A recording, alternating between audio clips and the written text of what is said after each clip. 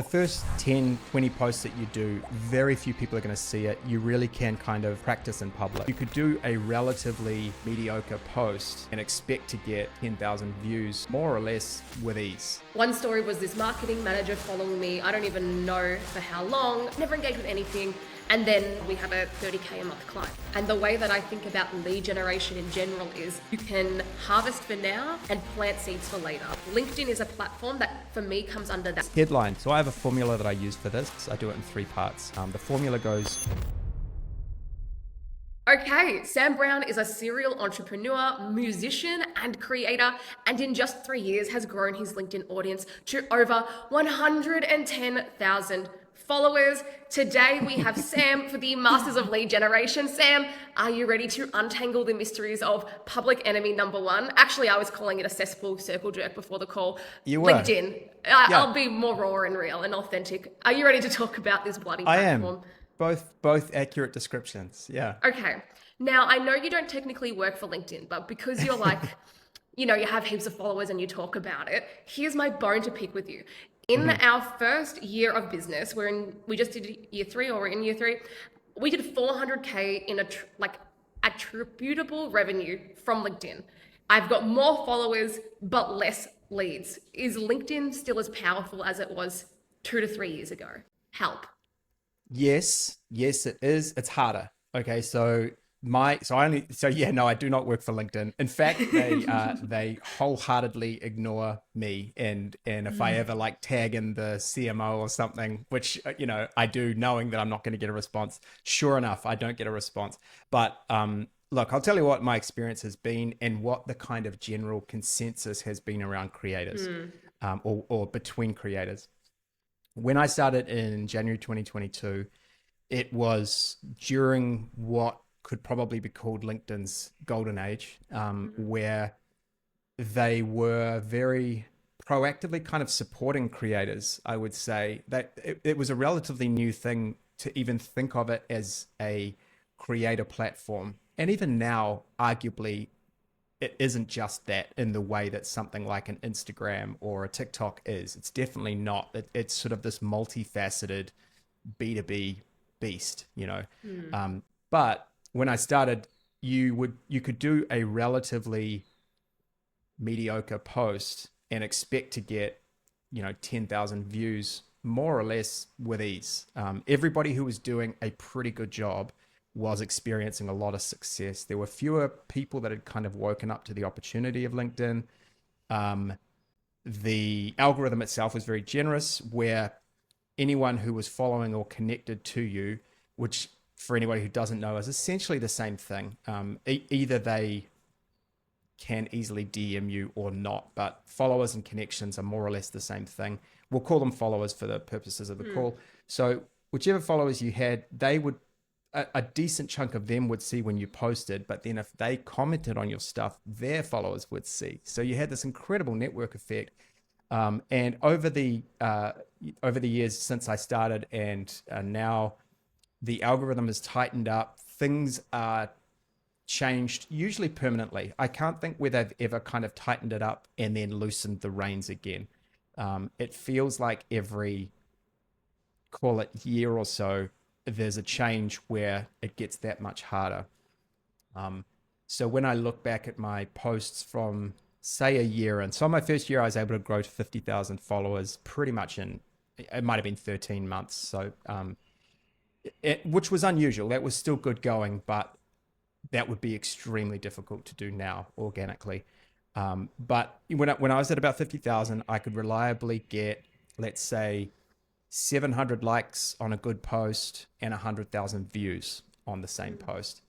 A good post for me now would be more like 300 likes, 50,000 views, and that's with more than double as many followers. So that's probably a good synopsis of how much it has changed in terms of being harder. Now, does that mean that it's all over? No. I think still it's a very generous algorithm relative to your Instagrams, and I couldn't speak for something like TikTok, but the meta properties are way harder, I think, to get really meaningful engagement from people. And crucially, the type of people engaging, depending on your content, somebody like yourself, where you're sharing hard won quality insights into conversions, landing pages, copywriting, offers, the type of people that are reading and maybe not even hitting like, but they're reading and they're noticing and they're getting to know you, they're going to be people sometimes with deep pockets and with real business problems to solve. And I feel like that's more true on LinkedIn than anywhere else. You just don't get that quality of, serious business people really anywhere else. Agreed. And for us, the way that I've got some of my biggest and best clients has been like, one story was this marketing manager following me, I don't even know for how long. And then it came up in a boardroom, hey, we need someone to do funnels. He's never engaged with anything. Lurkers are buyers, right? Never engaged with anything. And then lo and behold, we have a 30K a month client. Another example of how I got a client is some guy followed me, never engaged with anything. He was at an event in a different country, meeting a person for the first time he had ever met, talking about landing pages. And she says, I need a landing page. And he's like, I know your gal, go and check this chick out. I don't know if that's Yep. like factual reenactment of their conversation, but that's how like we've got leads. And I've noticed over time when I've given up on the awful platform of LinkedIn, sorry LinkedIn if you're watching, not sorry, it like influences my other lead gen, right? So it's kind of part of this sphere of influence for me of leads where it's like this necessary evil now. And so a question that I have though is it still worth it for like me as a company? And I'm wondering as well, why do you think it's gotten harder? Because it has. When I first started, like you said, you could just slam dunk a few posts and people see it. Why is it harder? I think there's a look. First of all, I am not someone who does these sort of deep dive, research, looking at all the data. So anything I say will be anecdotal and based on conversations with other creators. So, don't quote me on this and say Sam Browne said this or that. But anecdotally, the algorithm itself for sure is harder. So that's one big thing. And less generous. And it seems like there is a movement towards pay to play. It hasn't really happened yet. We're not. We're seeing some people kind of boosting or promoting posts, I think they call it, and that certainly works. But it's not kind of part of the culture like Meta yet. That's part of it. There's a lot more creators coming on. I think the word is kind of getting out. Like this is a good platform to be on. It's still early, which I feel it is. And the quality of people, and then so more people. My understanding of how LinkedIn has recently changed things is the algorithm is interested in elevating expertise and authority rather than kind of anything else. So that would be, for example, if you guys were sharing, how you sold all your stuff and went traveling and built this great business in the past, that would have been really interesting to people, maybe a photo of you on the beach in Bali or something. In the past, that would have maybe done better. And now, in theory, LinkedIn doesn't like that content as much and would look at it and say, look, that's not kind of hardcore expertise anymore. Plenty of examples that buck the trend, though. There's plenty of what I think of as linked Instagrammers, where it's like a 22-year-old personal brand expert / bikini model, and she'll be getting 1,000, guys named Kevin in the comments saying, great post, Kelly. So that still works. So, I don't have a definitive answer on it. I would say the primary thing is the algorithm, really. It's almost like one day you wake up and in my WhatsApp group with other, friends who are other big creators, we're like, hey, is everybody's engagement way down? We're like, yeah. And sure enough, it's changed and now things are worse. And that's happened a few times. And this is the thing, right? Followers doesn't equal money and engagement doesn't equal money. For Yeah. me, as an agency, like a marketing agency, just lead generation, quite niche, we're more expensive because we actually do good work. It's like, I don't care so much if it gets 20, 30 posts. What I often notice is the smaller the post, the better it goes. And so my hypothesis, because now I have like 17,000 or something followers or whatever, right? And when I first started, I had like 1,000, 3,000. And what I think has happened over time is that my audience has diluted. And so I have all of these hungry to learn marketers or early stage agencies or whatever, business owners, which is awesome and I can help them. But I think then I've what's also happened is I get limited impressions. So those impressions are going to them, which is not a bad thing because you heard about the journey of how marketing managers can find me. And so what I used to do, which I'm going back to doing more purposefully, is curating the right audience. What I used to do, like on my own when we started, before I had an EA and VAs and an actual team, would be like adding X amount of people, 20 to 50 a day, whatever I can, of my ICP to try and curate that audience more purposefully. Rate my tactic, yes or no? Is that the I right think thing? I think that's still a good idea. Yeah. I think, you will be very clear on who buys from you, and LinkedIn does make that easy. Even without Sales Nav, it's not that hard, but with Sales Nav, you can get really deep in the weeds and say, people in this location with this title from this company, you can get pretty granular on it. And yeah, doing it with a VA is very reasonable. There are third-party tools you can use that arguably you start to risk your account if you're using automation. I mean, that is a fact. You are risking your account, but a lot of people do that. But yeah, that I think, yeah, we all have that experience of people who are basically competitors or beginners who are never going to buy from. I have probably tens of thousands of people who will never buy from me. Download all my free stuff. You know, they chime in the comments. Love your stuff, and I think of them as content amplifiers. I think the way to kind of leverage those people is keep educating, keep building your authority to the people you actually want to reach. You have these people who are inspired by you and learning from you. When they're engaging with your content consistently, they are pushing your message out to people you actually want to reach, who perhaps you haven't already sent a DM to, or what have you. So I think, you certainly want ideally as many ideal fit buyers in your audience as possible, but I don't think it's as simple as I think it's more or less impossible to stop the people that you really don't want, and they do have some use to you. Social proof as well, like you're coming up on 20,000 followers. Not that you guys really need it, but that's not an easy thing to do to get to 20,000. I would say it's almost like that's the point where somebody pretty well understands LinkedIn. If they can get to 20, they can get to 100. It's just going to be a matter of time. The other thing too, one of the algorithmic changes that's actually positive is I'm seeing a lot of people with 5,000, 10,000 followers getting the same sort of engagement that I get with 110,000. That didn't used to be true. It used to be that the rich would get richer no matter what. And if you had 5,000 followers, you had a certain kind of threshold you could get to. If you had 100,000, you had a much higher number that you would kind of inevitably hit. That's not the case anymore. So I think they've looked at TikTok for that and said, let's make it that anybody putting out the content that we really want, we will reward them. That seems to be the case.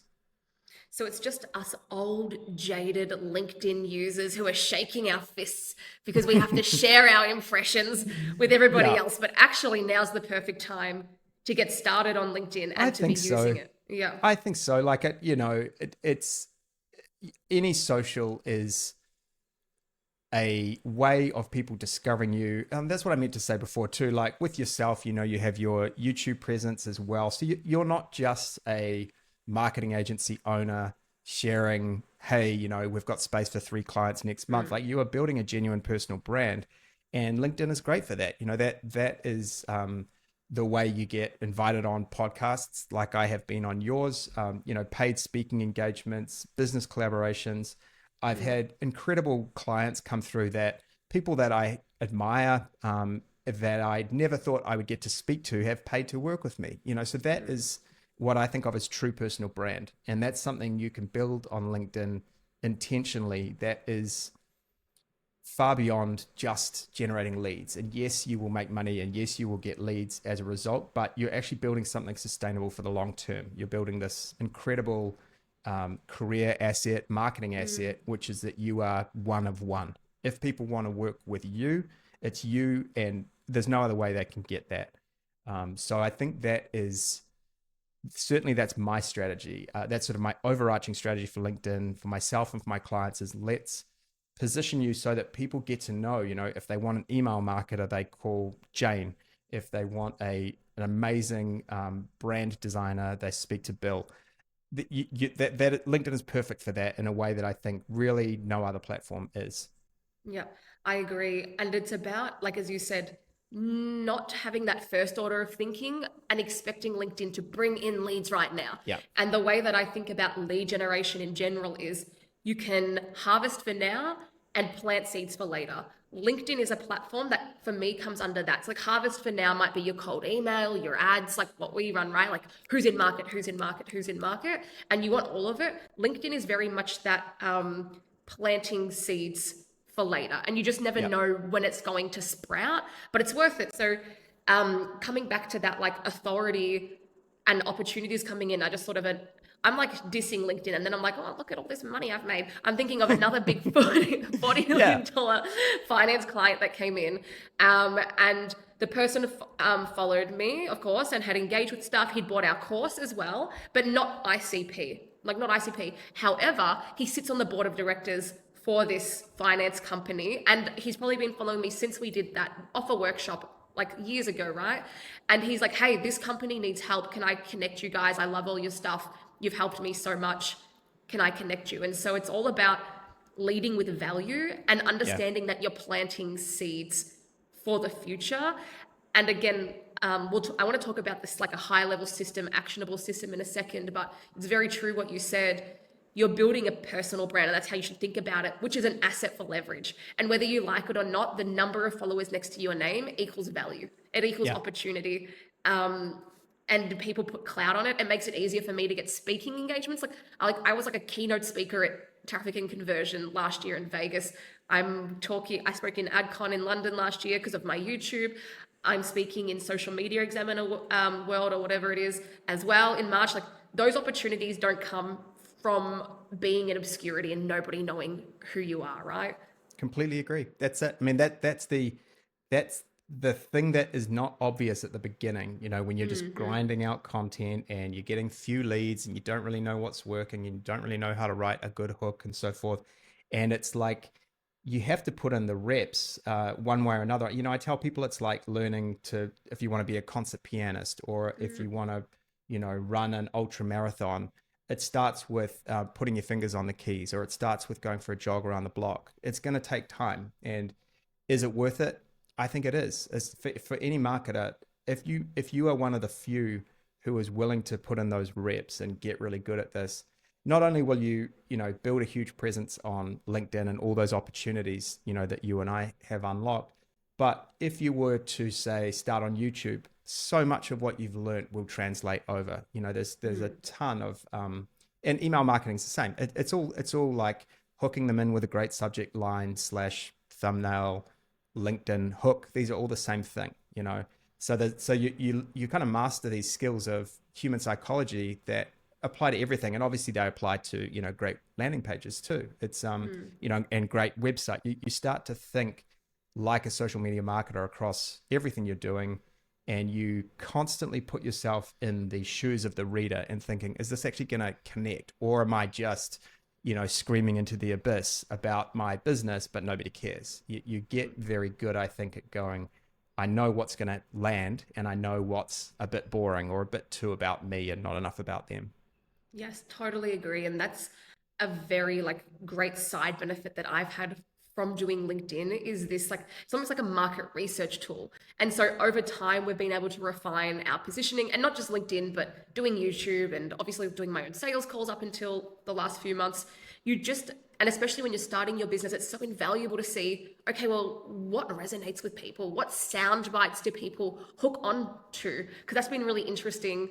I'll make a post and then people start commenting about a certain thing in the post. And I'm like, I didn't know you guys would hook on to that. Okay, that's Yep. very, very, very interesting. I still have that happen all the time. I leave these, not all the time, but sometimes I'll leave a long kind of detailed comment, which is almost like a LinkedIn post in itself, where I feel I have something to contribute to this conversation.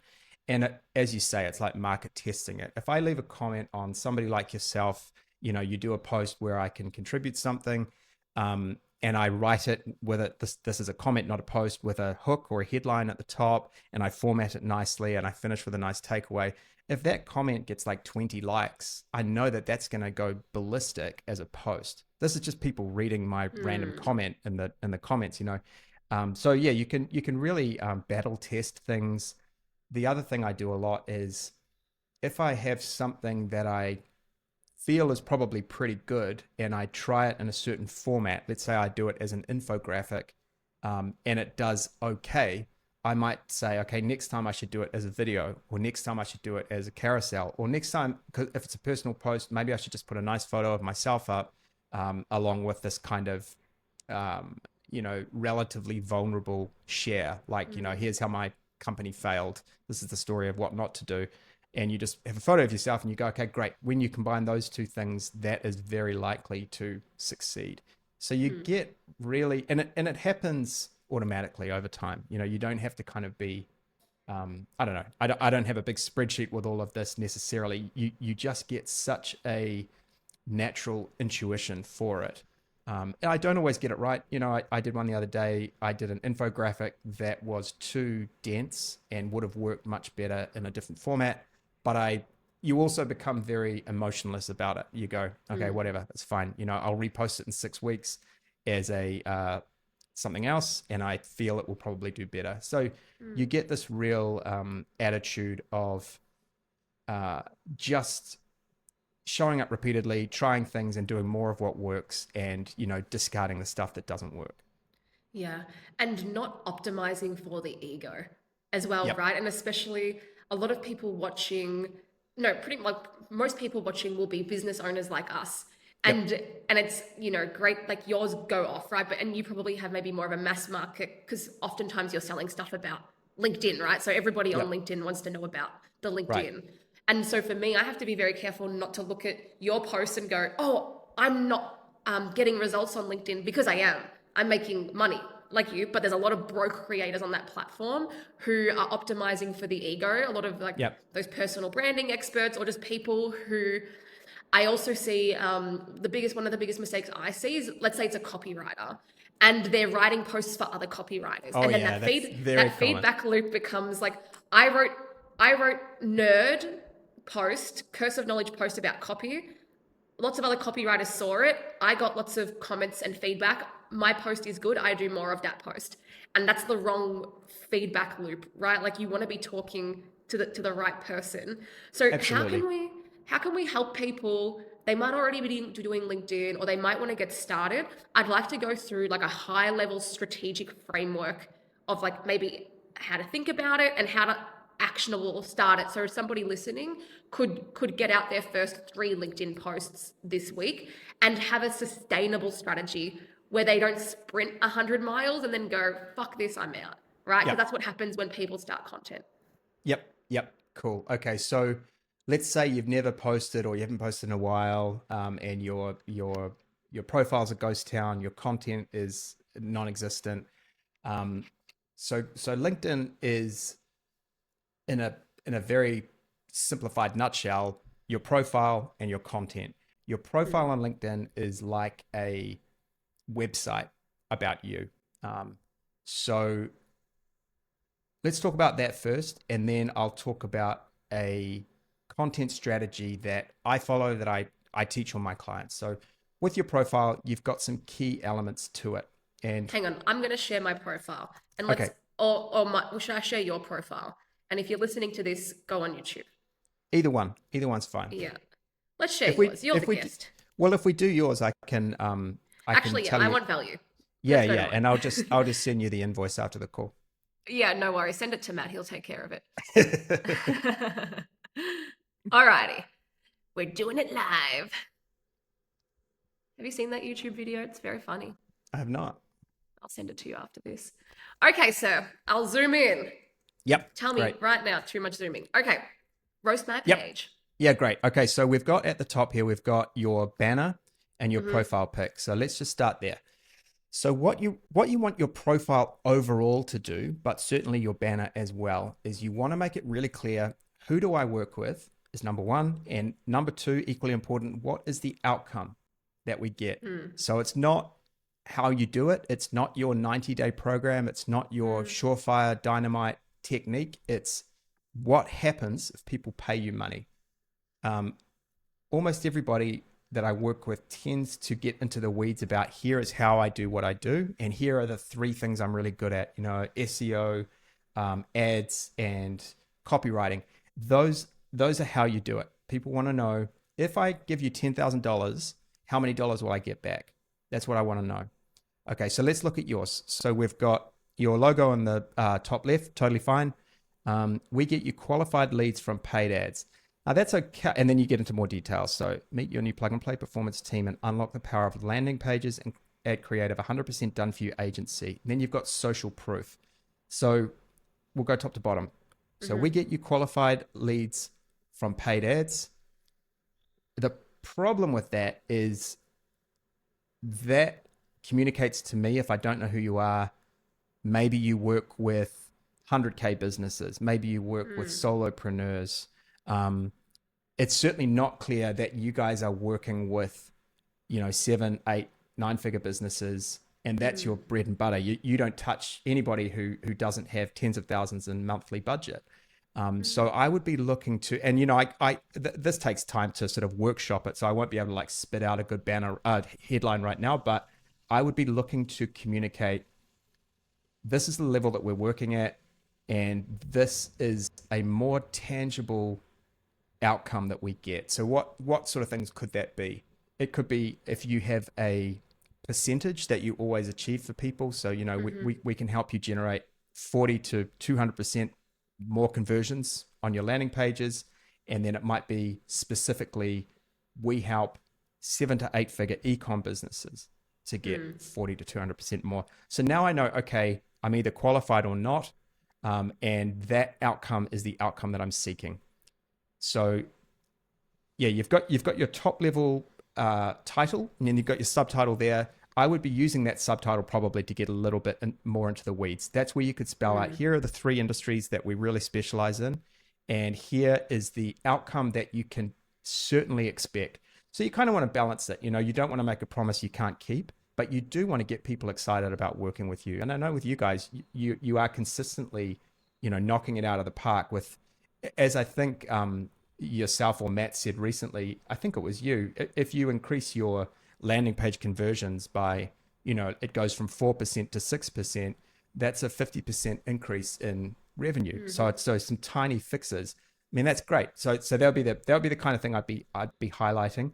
I think the social proof is really good there.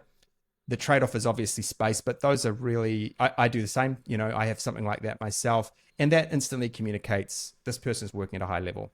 So I'd probably give your banner right now like a 6. It's not terrible, but you could make it that much more qualifying for people and clear and get them excited about the outcome. It's funny because that's just how you do a good landing page, right? So it's a good reframe of no, it's just, well, for me, because I understand landing pages, it's just the headline, the subhead, some social proof, Right. and that's it. But we tend to overthink it and forget that the core marketing principles are applicable no matter what. It's just human behavior and psychology, and here's what we need to do. But you can overthink it on different platforms, but those are just the media, the mediums. The core of the marketing strategy is not going to change. So that's awesome. What's next? What else do people need to focus on their profile? Yeah, in fact, that's a great point. I often advise clients, look, think of your profile literally like a homepage. Don't think of it about, it has to summarize you and everybody has to know everything about you. It is a homepage for the thing that you want to be known for on LinkedIn. And I think it's important for people to note, most entrepreneurs I speak to have 8 things on the go, and they've got their maybe existing business and they're thinking about doing some high level consulting and they want to become a speaker, and they've also got this book that they've been thinking about writing.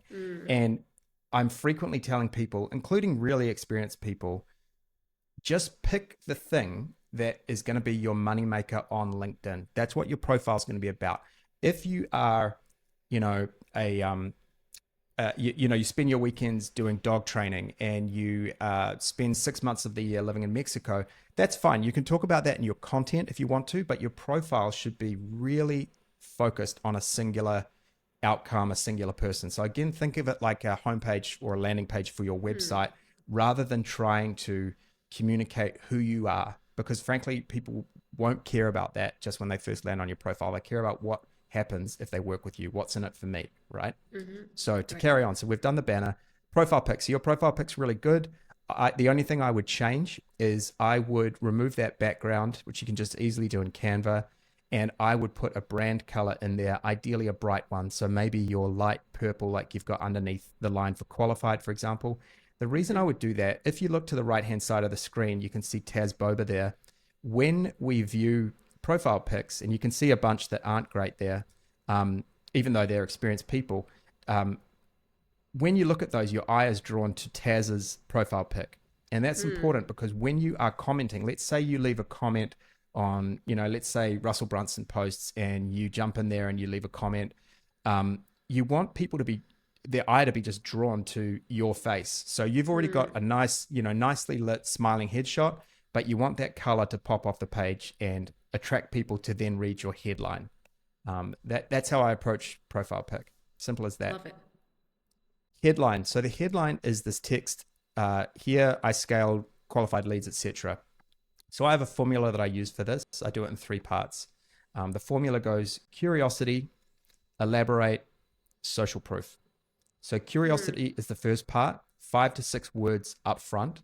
And the reason why curiosity is important is when we post, but even more importantly, when we comment on somebody else's post, only the first 5 to 6 words of our headline will show up. And then it kind of, you get like a ... and you can see it again on the right-hand side there. So when we look at those right-hand side people, it's a good gauge to kind of go, well, which of these would I actually click on? Which would I care? So let's take Kieran Drew, on a mission to become a better writer, thinker, and frankly, I don't care. That's what you're doing. That's nothing to do with me. Let's look at Dina, helping solopreneurs build authority online. That's sort of okay, but people are not excited about building authority. They're excited about filling their bank account, right? So I would say I don't like that one. If we look at Taz, I really like this. Well, it probably could be taken further, but paid ads, landing pages for growth stage B2B SaaS. So the good thing about that is it's really clear who she works with, but I would probably put that second. So what would I do with yours? I would say something like, some sort of estimate of how much revenue your landing page and copywriting and conversion optimization has driven. Let's say it's 200 million for the sake of argument. So you could say something like 200 million in revenue driven with landing pages. Okay, so at a glance, if I am someone who's sort of vaguely thinking about landing pages and I run an agency that does 30 million a year and I see that, I'm going to go, that has my full attention. And this is somebody who's never heard of you. They just see you in the comments, in Russell Brunson's comments or something. So the point of that is to get them to click through to the profile and then have the rest of the experience. So it's almost like a teeny tiny little lead magnet that you're saying to people, you've done the color of your profile pic and now you've got this very enticing thing up front. So mine says right now, and I change it pretty regularly, mine says building a 7-figure personal brand.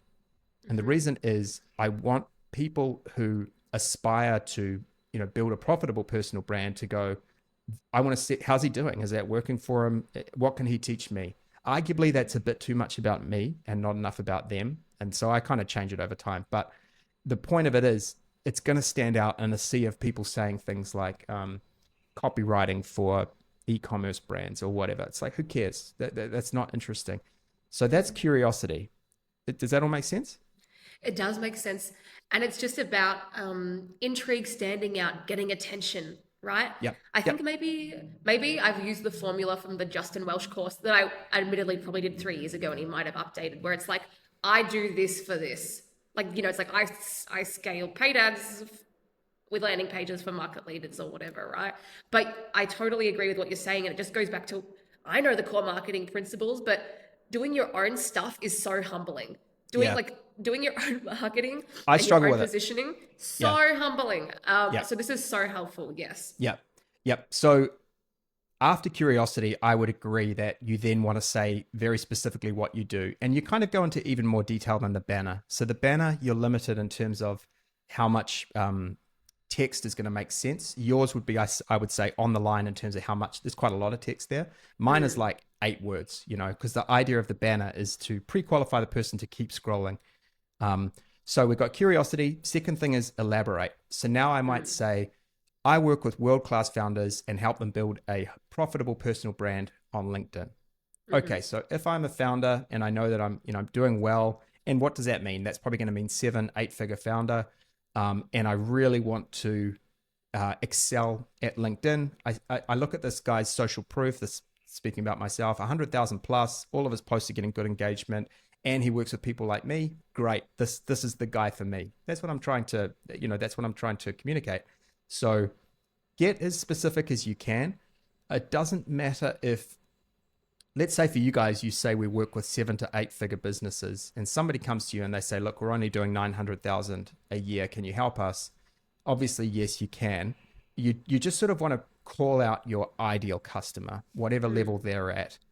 You're going to know from being a business a while, working with 100 plus clients, what is our ideal fit client? That's the person you want to talk about there. So who do you help? And then the outcome part of it. What happens if they work with you? So the more kind of tangible this is, the better. So I worked with a copywriter who wrote landing pages, and he increased sales from 20 to 50% for the approximately 20 clients he'd already worked with. So that's what we put there. That's his promise. So he's making a promise. If you work with me, this is the outcome you'll definitely get. So 20% increase is a pretty small promise. 50% would be pretty great. And so he can consistently hit that.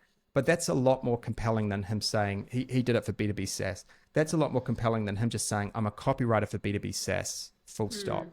When he says, if you pay me money, this will happen, that's compelling. So that's the second part, elaborate.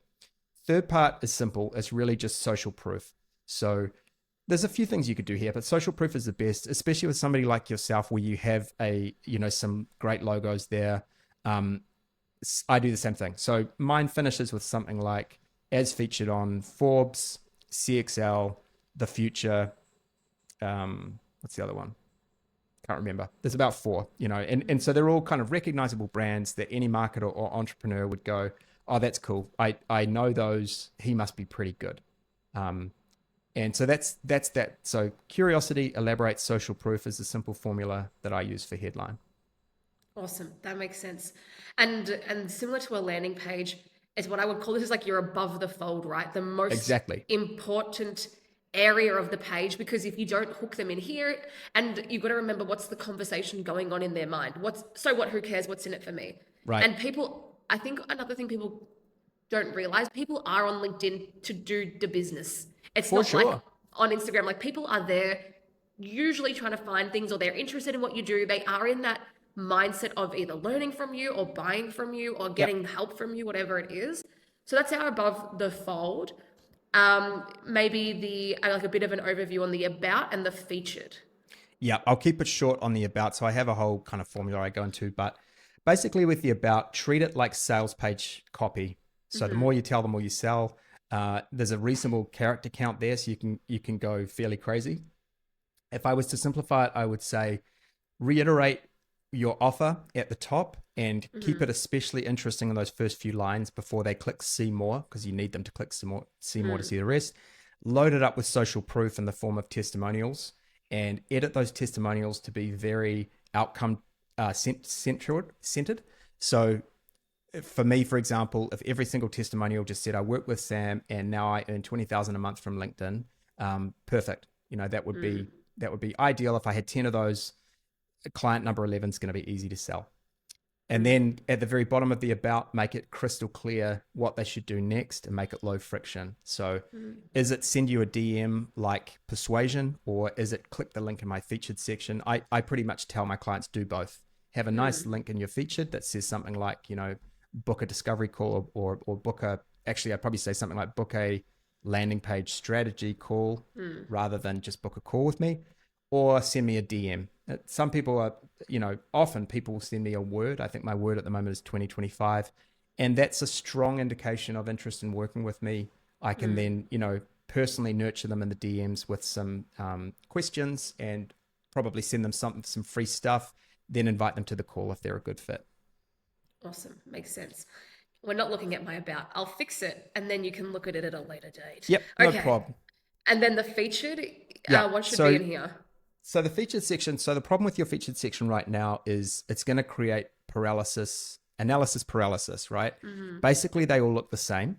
And so as a prospect, I'm saying, what's in it for me? And also I'm lazy. I'm on social media, even though it's LinkedIn, it's like Instagram for grown-ups. So right now I'm looking at it and they all, to my eye, look exactly the same. Obviously, if I read them, there are slight differences, but I recommend to most people one or two links only, and you want them to look reasonably different. Mine look the same in terms of layout, but use different colors.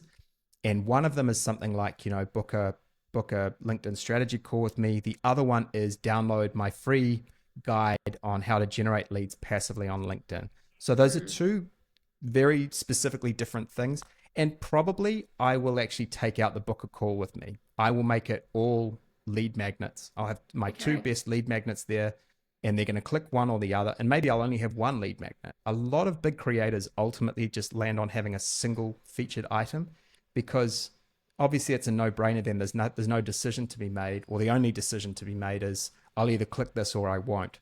So if I had a single link there with a nice image and it said, make your first 10,000 on LinkedIn, 45-minute video, that's going to convert like crazy. And now I've got that person in my list forever. And that's what I want. And that idea of not actually selling on LinkedIn, but just harvesting future clients is my strategy now. I'm selling less and less and less in my content.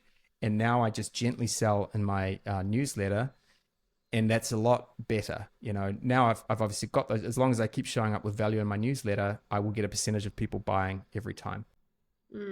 I've got lots of action items, but my action item for this, I am gonna personally keep the ability to book with me, because I like, for my business, we're a little bit got different businesses, right?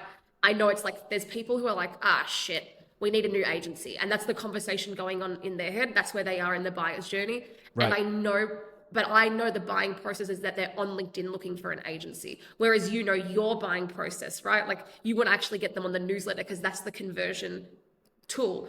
But what I am going to change is, well, funnily enough, even though, we're not getting as many leads from LinkedIn that we used to. The thing is, they can all drop in 1 month. I can get 10 qualified leads and clients in 1 month after months of none. It's unpredictable. That's why you need cold email or you need ads, for the predictability. But I do actually get a lot of great candidates from LinkedIn. That's been like my new lead generation. Like I am pulling awesome candidates from here. But I think I'll take the we're hiring off and replace it with a lead magnet. So then I've got two different stages of the buyer's journey. Hey, I don't trust you yet. Let me learn more.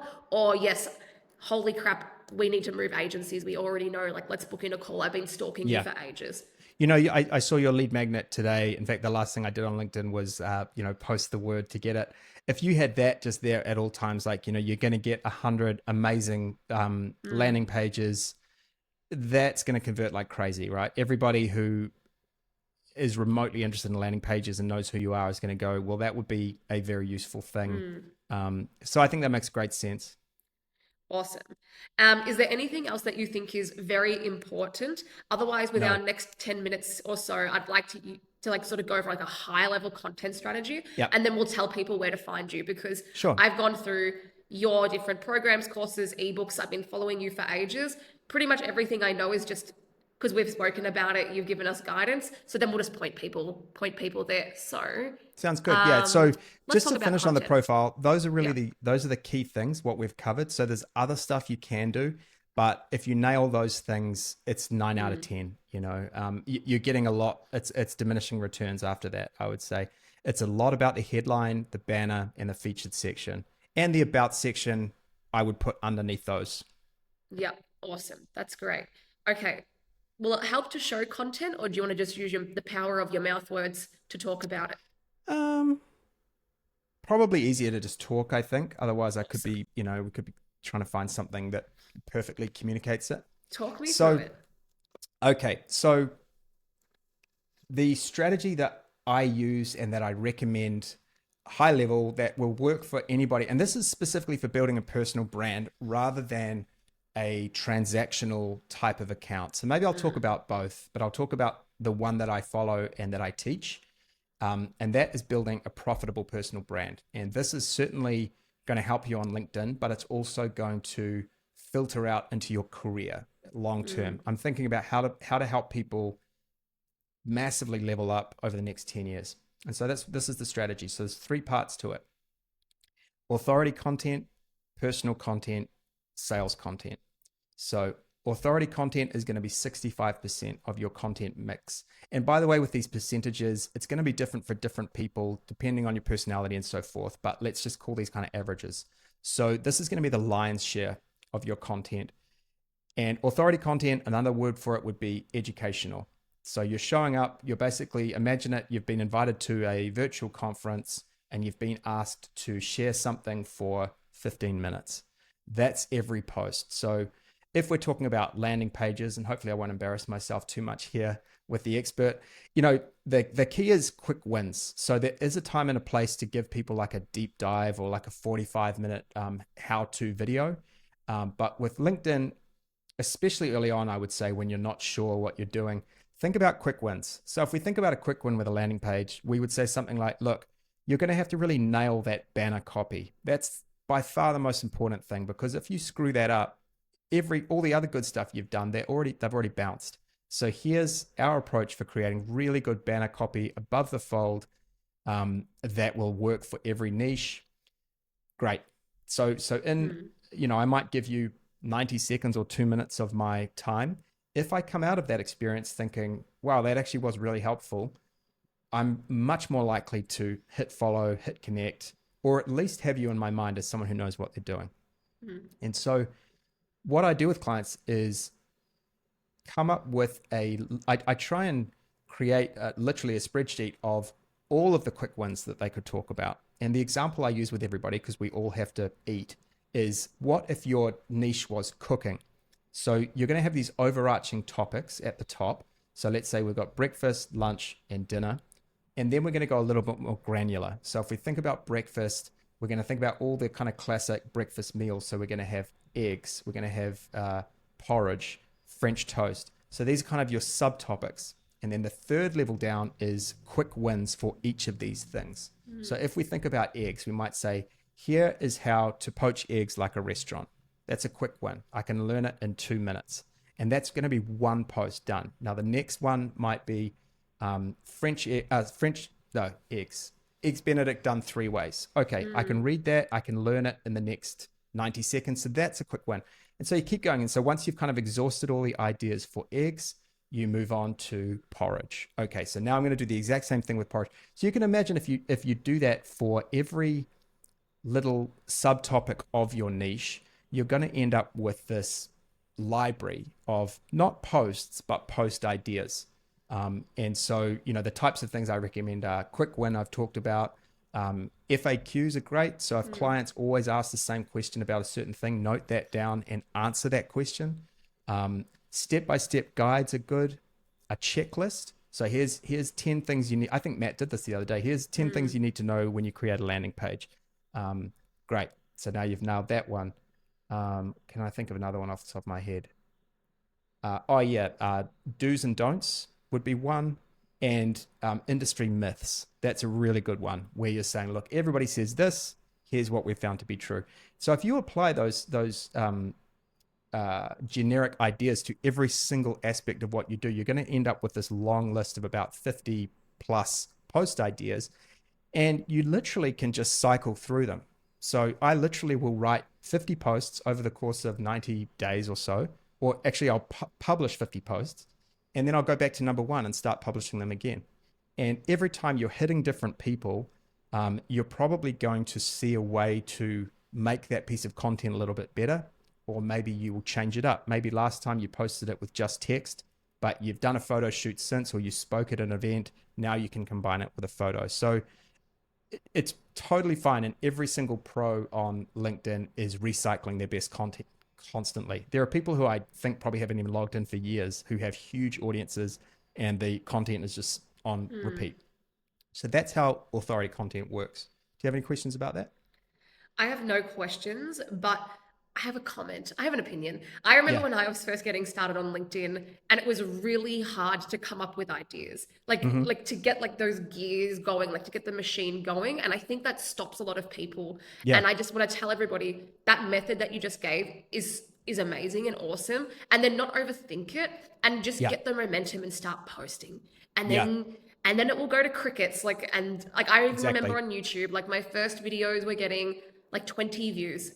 Now my best one's on like 84K, right? It's Wow. like, but if I wasn't, they don't all perform that well. I'm just saying big numbers. But it's like, if you're just trying to get that end outcome, like you have to try and fall in love with the process and Yeah. want to master it, and that's a great Yeah. way to start. Yeah, I would agree. The first 10, 20 posts that you do, very few people are going to see it. You really can kind of practice in public, and you can delete them if you want to as well. Um, yeah, it certainly is scary. I totally understand that feeling. Um, and you kind of just have to push through that discomfort. And I totally agree. Don't overthink it. Don't try and match what what the sort of pro creators with whole teams are doing.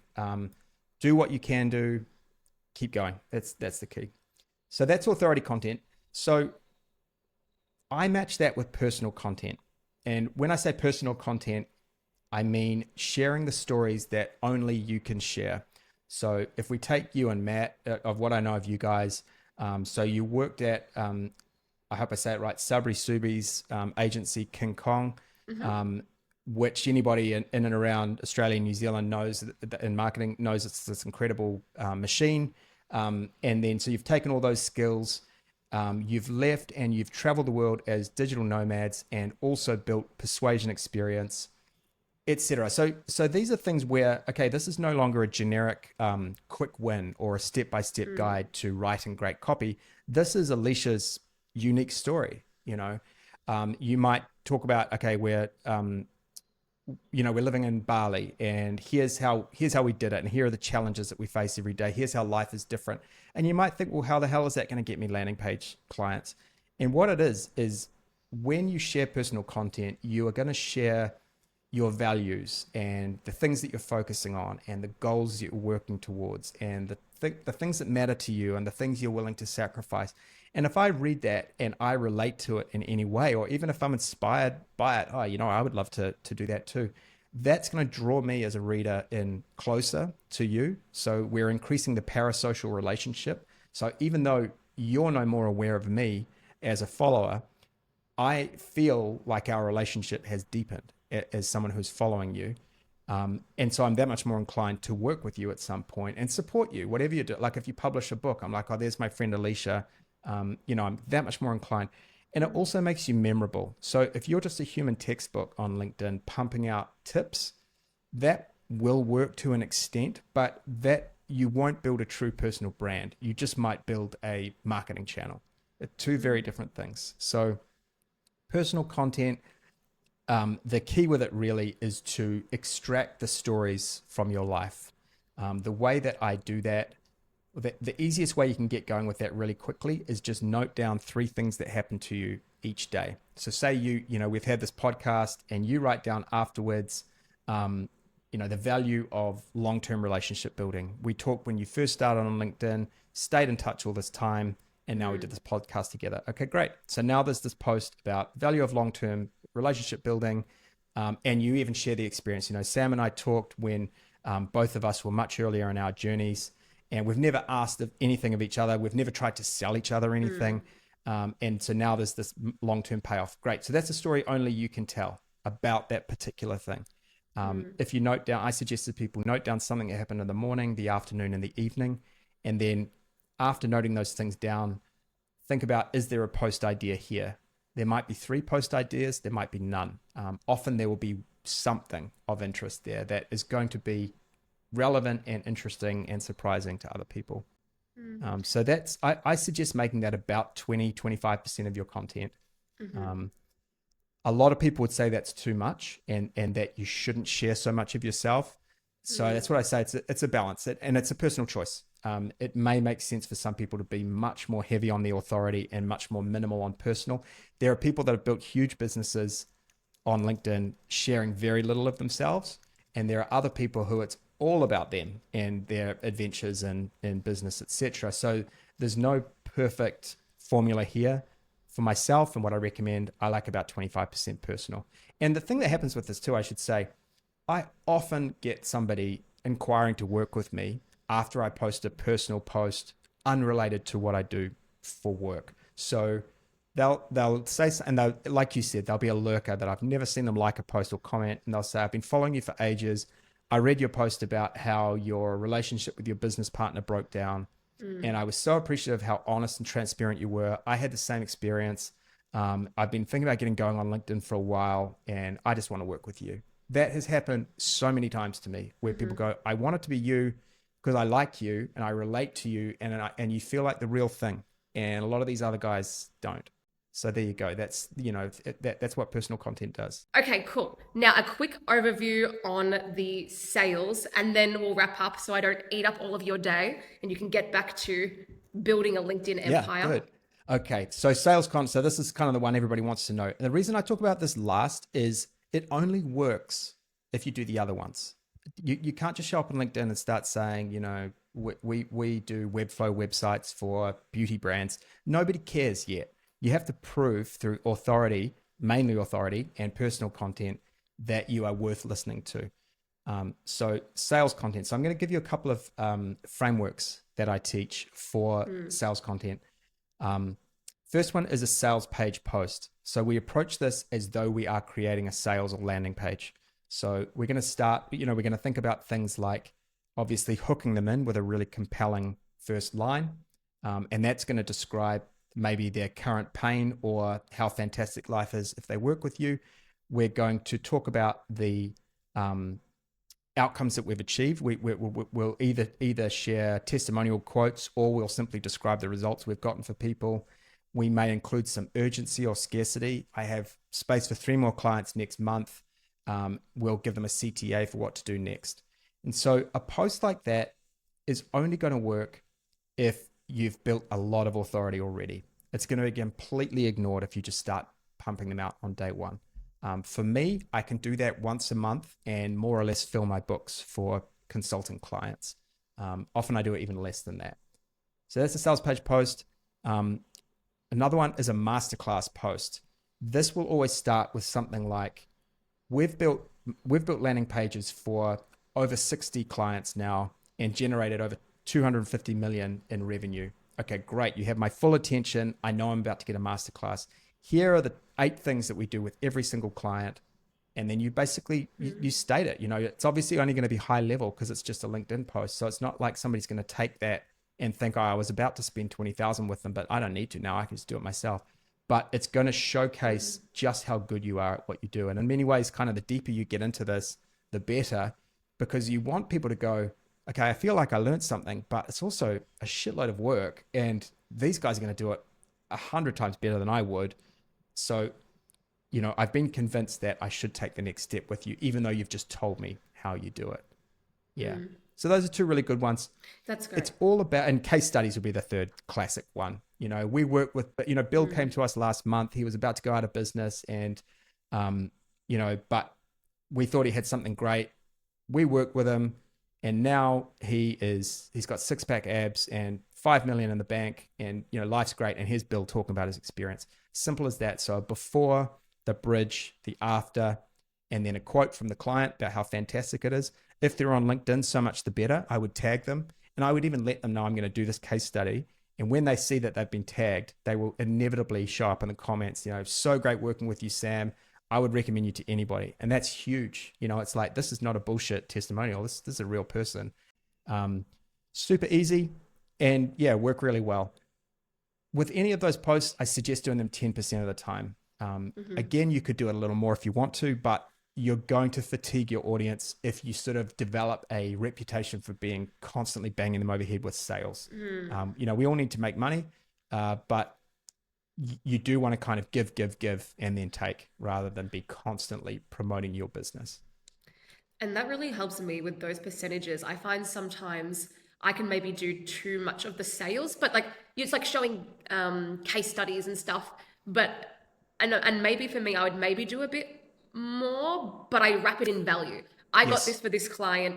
let me break down exactly how I did Totally. it. So it's like I try and put as many of that stuff into my, and the same on YouTube, into my authority and educations, because then it's not just me talking about like fall landing page tips. It's like, Yep. hey, motherfuckers, I did it. And now here's how you do it as well. Totally agree. Um, and thank you. Like, not just for today, but you've been a big part of mine and Matt's LinkedIn journey. We always joke about on our posts the Sam Browne effect. Like, whenever you comment on our posts, I'm like, this is it. Buckle in, bitches. This post is going to go off. The Sam Browne effect is here. and, Yeah. Well, you guys yeah. keep posting good stuff, so I can't help myself.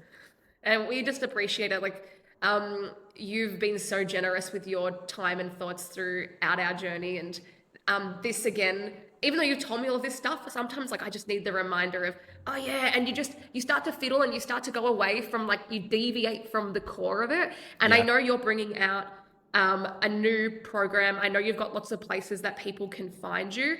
How Hmm. can people find you to learn more? Because this is just scratching the surface, right? Like you really need a coach on this to help you to learn this and get up and going, which is what you did for me and Matt.